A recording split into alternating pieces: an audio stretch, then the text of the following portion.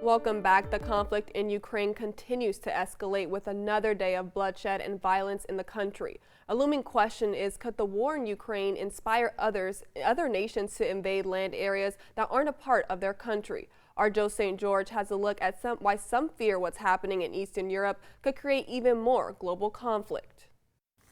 When you look at a globe, you see lines, borders. Some are created by water, others by man, and often by war.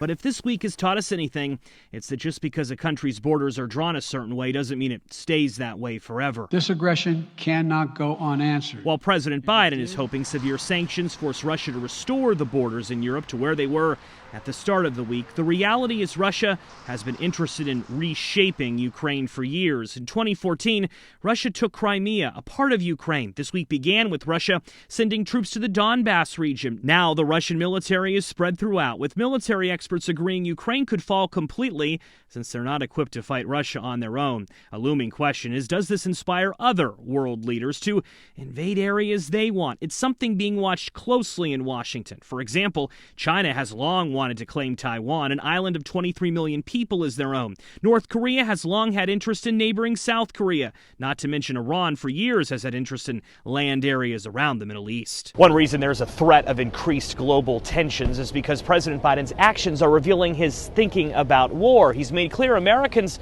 are not going to fight in Ukraine. And last year he made clear he doesn't want American service members fighting the Taliban in Afghanistan. America stands up to bullies. President Biden does believe, however, that severe economic penalties like the ones he has imposed on Russia are enough to end conflicts and prevent future ones. He also isn't completely opposed to military action, deploying thousands of American troops to Eastern Europe who are prepared to fight should the war extend beyond Ukraine's borders. Remember, though, just because America's borders aren't changing anytime soon doesn't mean you aren't impacted. The price of oil is spiking because of this conflict, as is the price of wheat, because of how much of it gets produced from Russia and Ukraine. That will make going to the gas station and the grocery store more expensive in the coming weeks. In Washington, I'm Joe St. George.